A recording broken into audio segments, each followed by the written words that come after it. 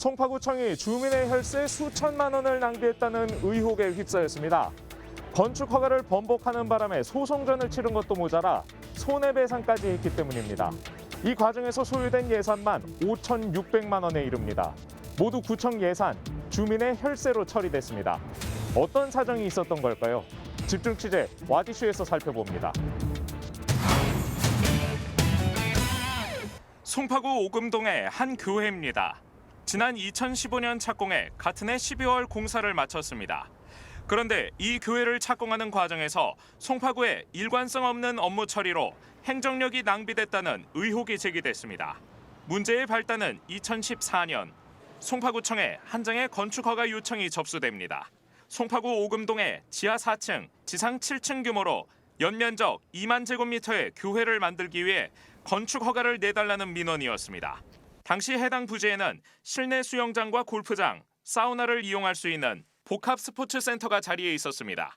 송파구청이 이 부지에 교회 공사를 허락하는 건축 허가를 내준 것은 2014년 4월. 그런데 한 달 만에 돌연 이 건축 허가가 취소됩니다. 건물의 용도 변경을 비롯한 건축 허가 통과로 교회 신축이 가시화되자 교통체증과 혼잡으로 안전을 우려하는 인근 주민들의 반대 여론이 들끓었기 때문입니다. 이에 반발한 교회 측이 송파구청에 번복 결정을 취소해달라는 행정심판을 제기하면서 송파구청과 교회, 주민 간 갈등이 수면 위로 떠올랐습니다.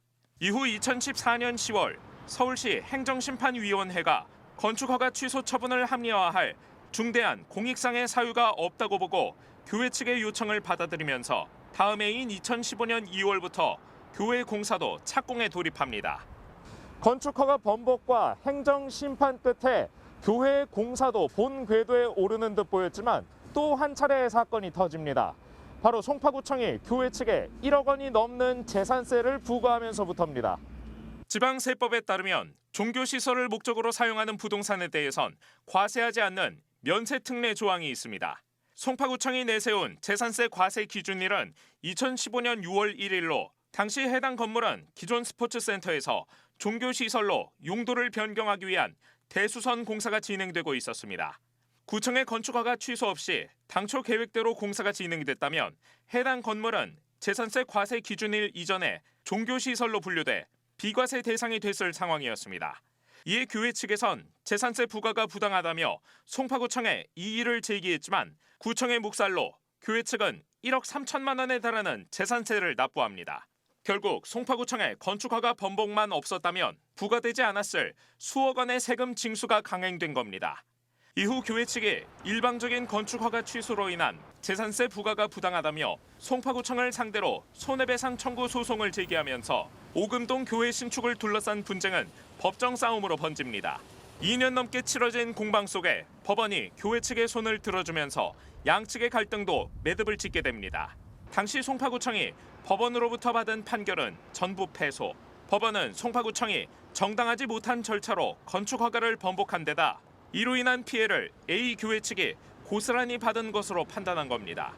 한편 재판 결과에 따라 송파구청은 교회 측에 징수했던 1억 3천만 원의 재산세를 돌려주는 동시에 이 금액에 해당하는 지연 이자와 소송 비용 등 총 5,600만 원에 달하는 비용을 부담하게 됩니다.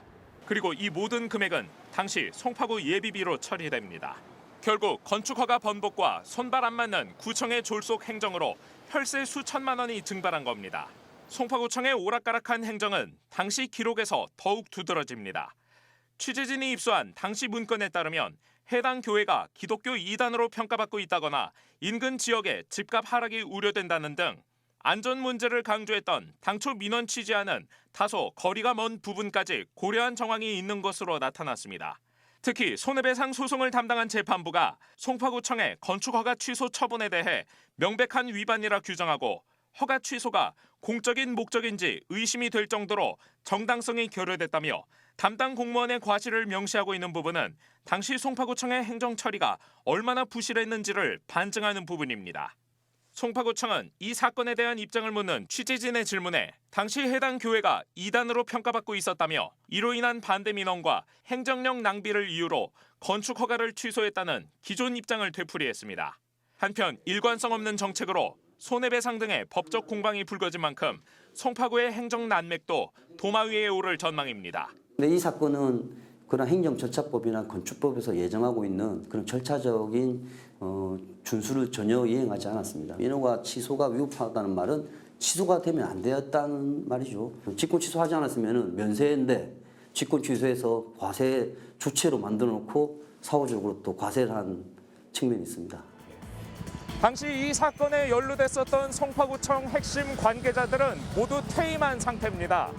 이들에 대한 징계나 구청 차원의 후속 조치는 전무했습니다.